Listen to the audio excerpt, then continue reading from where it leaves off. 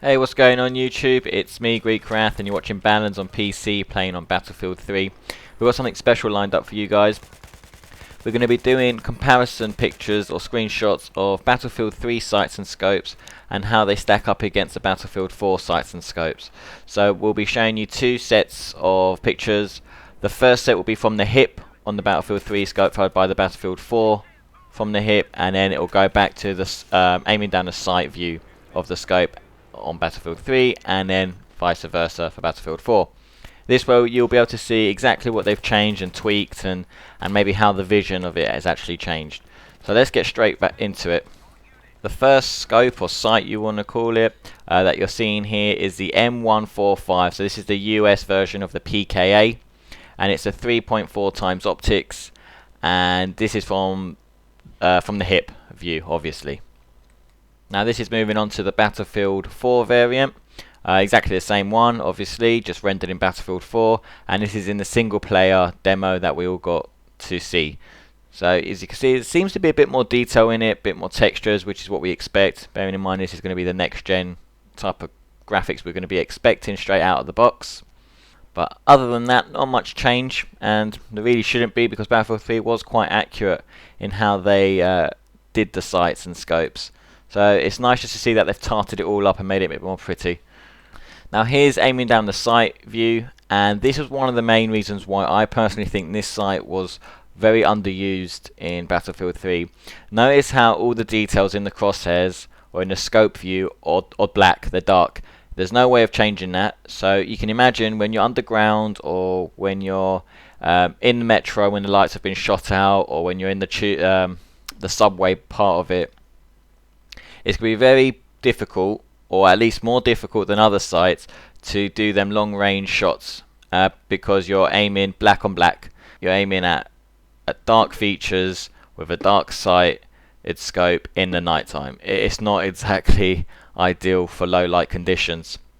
Also notice, because it's a 3.4 times optics, it does take a decent proportion of the screen and sort of limit your peripheral vision to an extent. I mean, you can still work with this, but it's not ideal. This is probably more ideal on a light machine gun of some sort, where you're bipoded up. So here we have the Battlefield 4 variant, and instantly you can tell they've changed that now. So they've now added that red illuminous crosshairs right in the middle of the scope, which should make picking out long range distances in low light conditions far more easier. So it's now made this sight worthwhile, and hopefully we'll be seeing more of it in Battlefield 4. The vision around the scope seems a bit more blurred. It's more sort of tunnel vision, which should be the way it is, really, bearing in mind it's a 3.4 times optics, so it is designed for accurate long range shooting. I mean, not excessive long range, but it's designed to be picking enemies off. If you want to go a bit more CQB, then you want to be going for the holographic scopes, or sights, or however you want to call them. And talking about them, here we have the Russian PKAS, and this is a one times optics.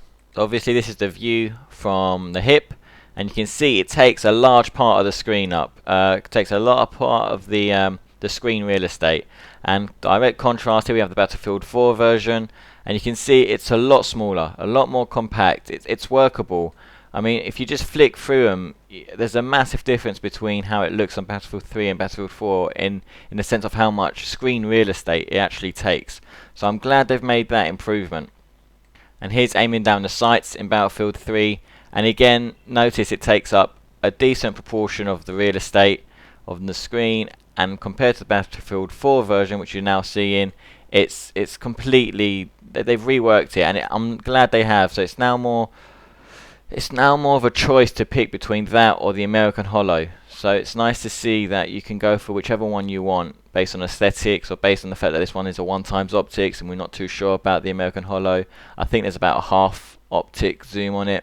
And here we have the US ACOG sight. So this is how it looks like from the hip, obviously. And this one is a 4 times optics, so it's designed for long range shooting. And here's how it looks like in Battlefield 4. And here we got the sights, aiming down the sights in Battlefield 3 and 4. Now notice how 4 is a lot more zoomed in. I'm not sure if this could just because it's single player or because there's more of an emphasis that this is a long range sight. Because in Battlefield 4 you can have canted sights and dual sights, I guess the rationale behind it is if you're going to go for 4x optics, you want that range. So I think they've given it more of a magnification than it does portray itself in Battlefield 3. But other than that, the details you can actually see in the scope lens are exactly the same between 3 and 4.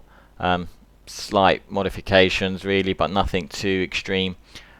And here we've got the American holographic scope, or sight, however you want to call it, and not much differences between number 3 and 4.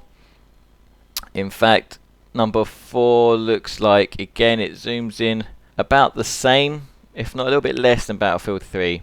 But other than that, not much real change here. And here we've got the US red dot sight. Now in number 3 and 4, I cannot say hand on heart there's been much of a change, and there shouldn't really be. It's just a 3x optics.